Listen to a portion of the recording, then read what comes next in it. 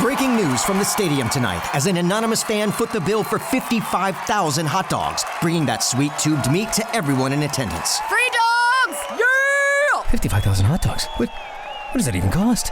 While the identity of this Frankfurter philanthropist remains anonymous, their all-beefy generosity will go down in history.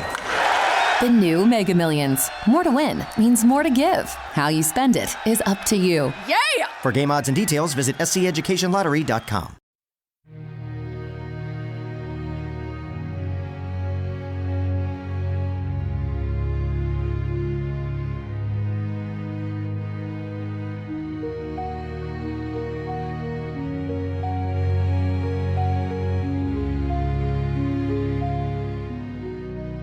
Muy buenas a todos, bienvenidos a Pasaporte Historia.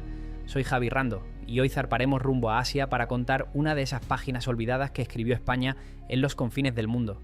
Imagina por un momento los actuales distritos tecnológicos de Taiwán, donde se fabrican los microchips más avanzados del planeta y que marcan parte del desarrollo tecnológico mundial.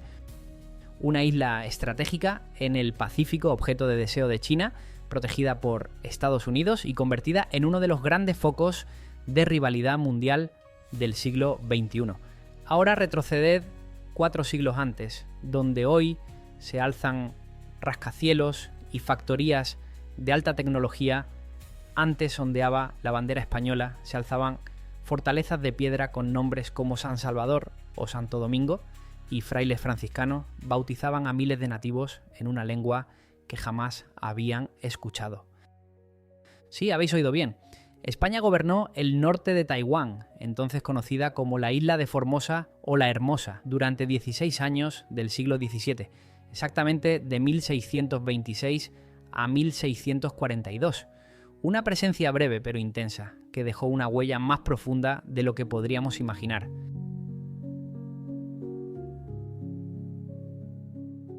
La historia siempre se repite, y si hoy Taiwán es foco de interés en el tablero geopolítico entre Estados Unidos y China, también lo fue por idénticos motivos entre un imperio, el español, y uno emergente, Holanda.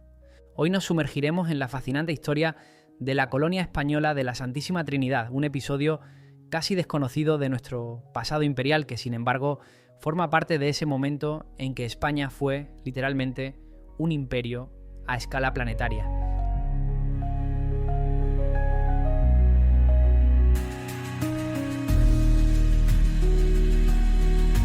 Si tomamos un mapa mundi, Taiwán podría parecer una pequeña isla más en el inmenso Pacífico, pero nada más lejos de la realidad. Esta isla, de apenas 36.000 kilómetros cuadrados, aproximadamente del tamaño de Galicia o Países Bajos, ocupa una posición estratégica excepcional. Situada frente a la costa sureste de China, Taiwán se encuentra en la encrucijada de 3 mares: el Mar de China Oriental al norte, el Mar de China Meridional al sur y el Océano Pacífico al este. Esta ubicación la convierte en un punto crucial para las rutas marítimas que conectan el noreste y el sureste asiático. Al norte, a tan solo unos cientos de kilómetros, se encuentra el archipiélago japonés. Al sur, cruzando el canal de Bashi, llegamos a Filipinas. Y al oeste, a través del estrecho de Taiwán, que apenas mide 130 kilómetros de ancho, se extiende la inmensa costa china. Esta posición ha hecho que, históricamente, quien controlara Taiwán tenía una ventaja estratégica para dominar las rutas comerciales de la región. Desde tiempos antiguos, las embarcaciones que transportaban seda, especias, porcelana y otros productos de lujo entre China, Japón, Filipinas y el resto del sudeste asiático pasaban inevitablemente cerca de sus costas. No es casualidad que los imperios marítimos europeos, al llegar a Asia en los siglos XVI y XVII, rápidamente pusieran sus ojos en esta isla. Los españoles desde Filipinas y los holandeses desde Indonesia vieron en Taiwán un enclave perfecto para establecer bases desde las que participar en el lucrativo comercio asiático. Pero Taiwán no solo destaca por su ubicación estratégica, su geografía física es igualmente impresionante y ha jugado un papel crucial en su historia. La isla tiene forma alargada, extendiéndose aproximadamente 394 kilómetros de norte a sur y 144 kilómetros de este a oeste. Pero lo que realmente la define es su relieve accidentado. Casi 2/3 de su territorio están cubiertos por montañas, algunas de considerable altura. La columna vertebral de Taiwán es la imponente cordillera central, que recorre la isla de norte a sur, con picos que superan los 3.000 metros. El más alto de todos es el monte Yushan, también conocido como Monte Morrison, que se eleva hasta los 3.952 metros, convirtiéndolo en el pico más alto del noreste asiático. Esta configuración montañosa ha tenido profundas implicaciones históricas. Durante siglos, las comunidades aborígenes de la isla, pertenecientes a diversos grupos etnolingüísticos austronesios, encontraron refugio en estas montañas, resistiendo mejor la colonización hanchina que llegó masivamente desde el continente a partir del siglo XVII. Las montañas también crearon una clara diferenciación en el patrón de asentamiento humano. Mientras el este de la isla es escarpado, con montañas que a menudo caen directamente sobre el Océano Pacífico, el oeste presenta llanuras costeras más amplias y fértiles. No es sorprendente que sea precisamente en estas llanuras occidentales donde se concentra hoy la mayor parte de la población y donde se desarrollaron los principales asentamientos europeos durante la era colonial.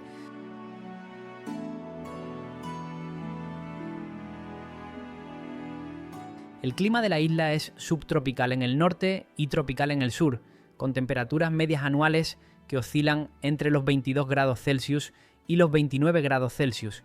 Las lluvias son abundantes, especialmente durante la temporada de monzones, y Taiwán se encuentra regularmente en la ruta de los tifones que azotan el Pacífico occidental. Esta combinación de clima cálido y abundante agua ha hecho que Taiwán sea extraordinariamente fértil. Sus tierras bajas occidentales son ideales para el cultivo del arroz, mientras que las laderas de las montañas han sido tradicionalmente aprovechadas para el té, famoso en todo el mundo por su calidad. En cuanto a recursos minerales, Taiwán cuenta con yacimientos de carbón, oro, plata, cobre y azufre, aunque en cantidades moderadas. Estos recursos fueron explotados intensivamente durante el periodo colonial japonés, 1895 a 1945, contribuyendo al desarrollo industrial de la isla. Un aspecto que no podemos pasar por alto es que Taiwán se encuentra en el famoso Cinturón de Fuego del Pacífico, una zona geológicamente activa que rodea gran parte del Océano Pacífico y que concentra algunas de las áreas con mayor actividad sísmica y volcánica del planeta. La isla se formó precisamente por la colisión de dos placas tectónicas, la placa euroasiática y la placa filipina.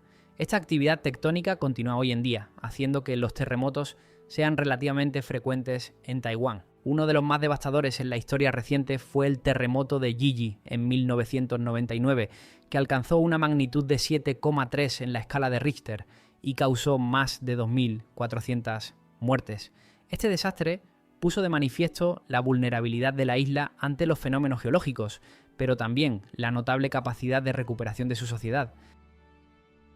El norte de la isla cuenta con campos volcánicos como el del Parque Nacional de Yangmingshan, donde las fumarolas y aguas termales recuerdan la energía que bulle bajo la superficie. Esta realidad geológica ha obligado a los taiwaneses a desarrollar técnicas constructivas antisísmicas muy avanzadas.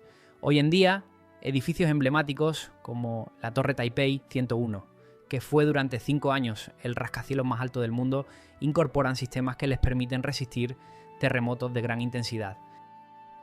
Pero no podemos hablar de la geografía de Taiwán sin mencionar cómo ha condicionado los patrones de asentamiento humano a lo largo de la historia. La población de Taiwán, que hoy supera los 23 millones de habitantes, se concentra principalmente en las llanuras costeras occidentales. Aquí encontramos las grandes urbes como Taipei, la capital, en el norte, Taichung en el centro y Kaohsiung en el sur. Esta distribución no es casual. Como mencionamos anteriormente, el relieve escarpado del este ha limitado históricamente el desarrollo urbano en esa zona. Incluso hoy, la costa oriental, con ciudades como Hualien y Taitung, está mucho menos poblada y urbanizada. Las montañas del interior han servido tradicionalmente como refugio para las poblaciones aborígenes austronesias, que representan alrededor del 2% de la población actual de Taiwán. Estos pueblos que llegaron a la isla hace miles de años mantienen en muchos casos sus lenguas y costumbres tradicionales, enriqueciendo el mosaico cultural de la isla. Mientras tanto, la mayoría de la población es de etnia Han china, descendientes de los colonos que llegaron masivamente desde las provincias costeras de China, principalmente Fujian y Guangdong, a partir del siglo XVII. La geografía también ha condicionado el desarrollo económico. Las fértiles llanuras occidentales fueron inicialmente el motor agrícola de la isla, con extensos cultivos de arroz. Posteriormente, estas mismas zonas vieron nacer la industrialización de Taiwán, que hoy se ha transformado en una potencia tecnológica mundial, especialmente en la fabricación de semiconductores. Si nos remontamos a su historia más reciente, y antes de hablar del conflicto entre españoles y holandeses que compitieron por su control en el siglo XVII, tenemos que relacionar el destino de Taiwán con China. La dinastía Qing incorporó la isla a sus dominios en 1683, aunque su control efectivo se limitó principalmente a las llanuras occidentales, dejando gran parte de las montañas bajo el dominio de las tribus aborígenes. En 1895, tras la Primera Guerra Sino-Japonesa, Japón anexionó Taiwán, iniciando un periodo de 50 años de dominio colonial que transformó profundamente la isla. Los japoneses desarrollaron su infraestructura, modernizaron su agricultura e iniciaron su industrialización. Tras la derrota de Japón en la Segunda Guerra Mundial, Taiwán fue devuelta a China, pero pocos años después, en 1949, el Partido Comunista Chino se impuso en la Guerra Civil China y el gobierno nacionalista del Kuomintang, liderado por Chiang Kai-shek, se refugió en Taiwán, estableciendo allí la República de China en oposición a la República Popular China del continente. Desde entonces, el estrecho de Taiwán, esos 130 kilómetros de agua que separan la isla del continente, se ha convertido en una de las fronteras más vigiladas y potencialmente peligrosas del mundo. Un espacio geográfico aparentemente pequeño, pero con enormes implicaciones geopolíticas.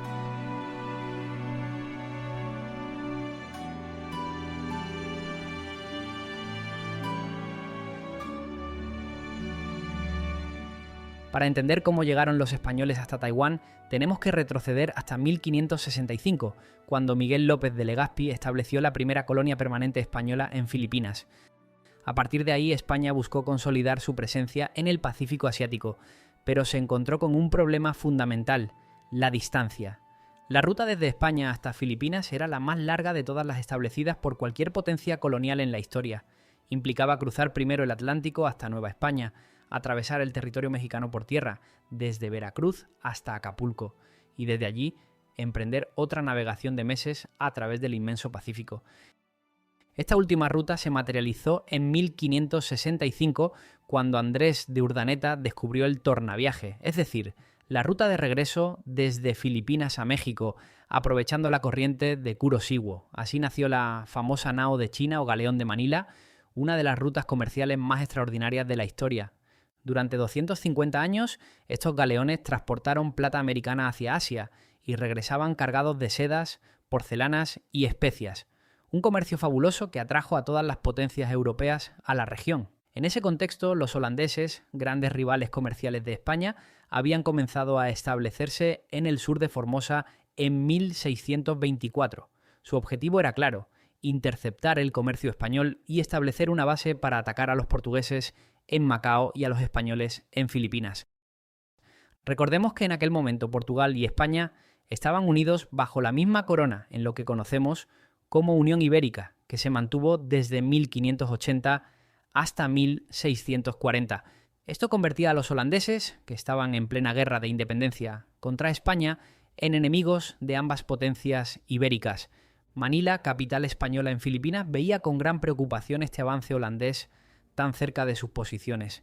Si los holandeses controlaban el estrecho entre Formosa y Filipinas, podrían estrangular el comercio español en la región. La respuesta no se hizo esperar.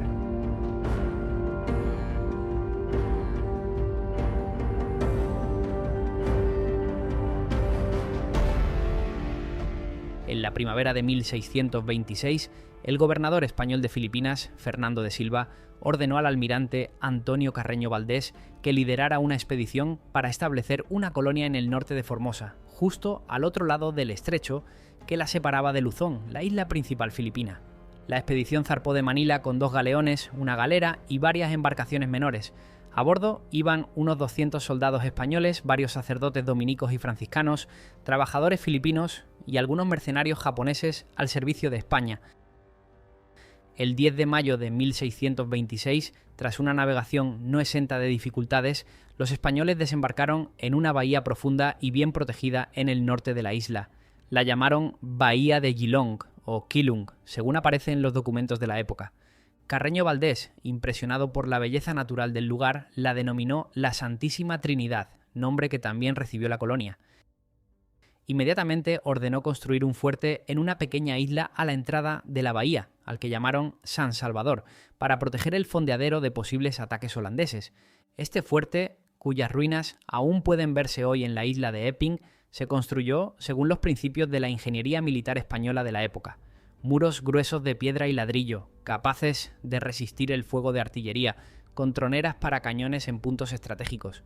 Poco después, los españoles establecieron otro asentamiento en Tam Sui, a unos 25 kilómetros al oeste, donde construyeron el fuerte de Santo Domingo, en la desembocadura del río Tam Sui. Este enclave era estratégico, pues permitía controlar tanto la navegación costera como el acceso al interior de la isla a través del río.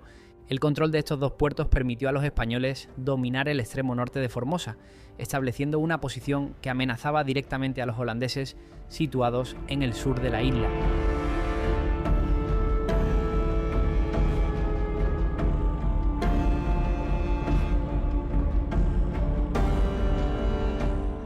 La colonia española en Formosa se organizó siguiendo el modelo habitual del imperio, un gobernador que ejercía la autoridad política y militar, asistido por un cabildo formado por vecinos españoles y una estructura eclesiástica encargada de la evangelización.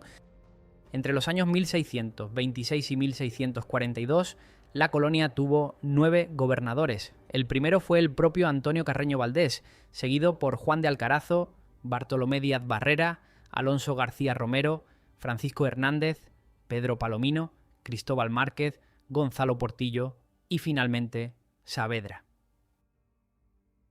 La vida en la colonia no era fácil. A pesar de la fertilidad de la tierra y la abundancia de pesca, los españoles dependían en gran medida de los suministros que llegaban anualmente desde Manila. Cuando esos barcos se retrasaban o naufragaban, la situación podía volverse crítica. La labor misionera fue particularmente intensa.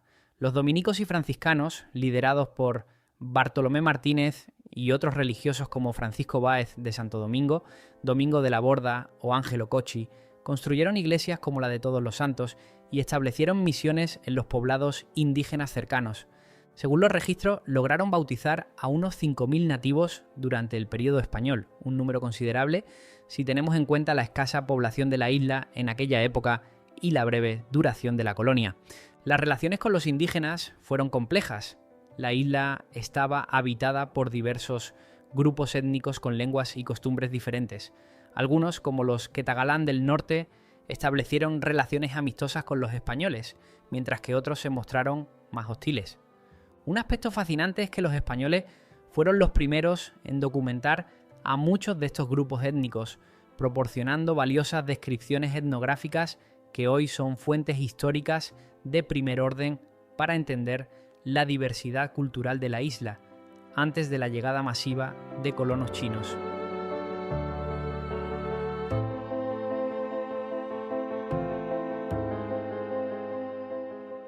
A pesar de su prometedor inicio, la colonia española en Formosa enfrentó dificultades crecientes.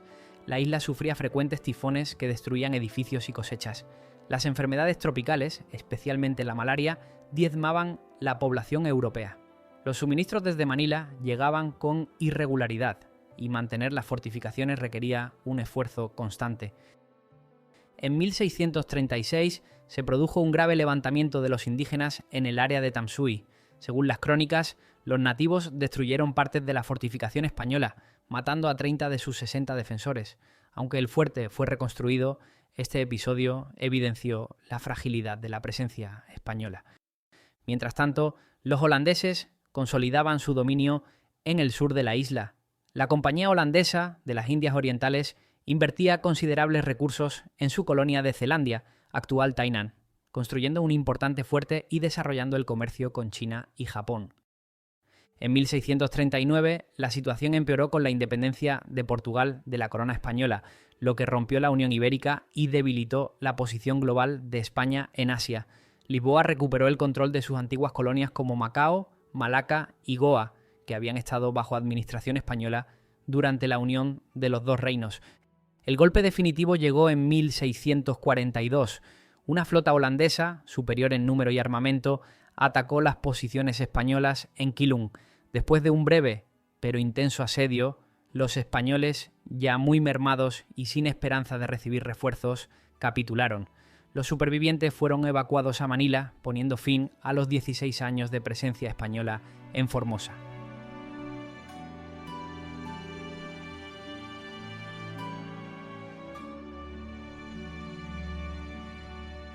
¿Qué queda hoy de aquella breve presencia española en Taiwán? Más de lo que podríamos imaginar. El fuerte de Santo Domingo, reconstruido por los holandeses tras la expulsión de los españoles, sigue en pie en Tam Sui. Convertido en museo, es uno de los principales atractivos turísticos de Taiwán y un recordatorio visible de aquella presencia española. Los restos del fuerte San Salvador en la isla de Eping también son visibles, aunque menos conservados. Algunos topónimos españoles permanecieron durante siglos, como Santiago, el actual cabo Sandiao Giao, o el nombre de la propia isla, conocida como Formosa o La Hermosa, hasta bien entrado el siglo XX. Pero quizás lo más fascinante es cómo esta historia olvidada ha resurgido en las últimas décadas, convirtiéndose en un elemento importante en el debate identitario taiwanés. La llegada de Chiang Kai-shek a Taiwán en 1949, tras la derrota del Kuomintang frente a las tropas comunistas de Mao Zedong, fue uno de los momentos más decisivos del siglo XX para China. Convertida en refugio del gobierno nacionalista, Taiwán pasó de ser una isla periférica a convertirse en el último bastión del viejo régimen, que seguía reclamando su legitimidad como la verdadera China. Para la República Popular, nacida del triunfo comunista, Taiwán no era más que una provincia rebelde. Desde entonces, la isla ha sido un símbolo de división nacional y uno de los mayores puntos de fricción en la geopolítica mundial, enfrentando a China con Estados Unidos y reavivando un conflicto que 7 décadas después sigue sin resolverse. En un contexto político donde Taiwán busca diferenciarse de China continental, la historia colonial europea, tanto española como holandesa, sirve como argumento para subrayar la diferencia histórica de la isla respecto al continente. Esta recuperación histórica no es casual. En Taiwán, la presencia española se reivindica como parte de una historia distintiva y multicultural que incluye a poblaciones aborígenes austronesias, colonizadores europeos, inmigrantes chinos y la dominación japonesa, conformando una identidad única y diferenciada. La ironía histórica es fascinante, donde hace 4 siglos los españoles buscaban materias primas como el oro y productos exóticos como las maderas tropicales, hoy se producen los semiconductores más avanzados del mundo. La misma isla que España intentó controlar por su posición estratégica para el comercio marítimo es hoy estratégica en el comercio global de alta tecnología. La historia de la Santísima Trinidad, la colonia española en Formosa, es uno de esos episodios fascinantes que nos recuerdan la verdadera dimensión planetaria del Imperio español. Un imperio que en su momento de mayor extensión abarcaba territorios en los 5 continentes, desde la Patagonia hasta las Filipinas, desde Florida hasta las costas de Taiwán, que dejó una huella cultural y arquitectónica que pervive hasta nuestros días. Un capítulo casi olvidado que, sin embargo, forma parte de ese momento histórico en que España fue una potencia global, con presencia incluso en los rincones más remotos de Asia. Si algo nos enseña esta historia, es que los imperios, incluso los más poderosos, tienen sus límites.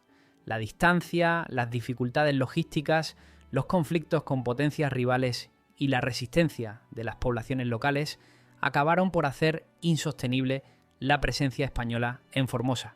Pero también nos muestra la extraordinaria capacidad de adaptación y la determinación de aquellos hombres que a miles de kilómetros de su tierra natal fueron capaces de establecer una colonia en uno de los confines del mundo conocido.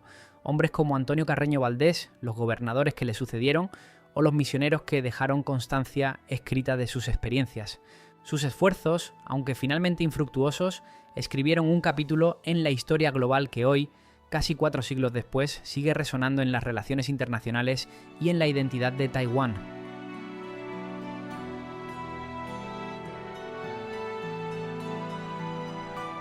Y hasta aquí el episodio de hoy de Pasaporte Historia. Os recuerdo que podéis encontrarnos en todas las plataformas de podcast, Spotify, iVoox, Apple Podcasts y muchas más. Y si os ha gustado el contenido, os agradecería enormemente que dejarais vuestra valoración y comentarios que nos ayudan a seguir creciendo. Soy Javi Rando y nos vemos la próxima semana para seguir explorando esos fascinantes rincones olvidados de la historia. Hasta la próxima.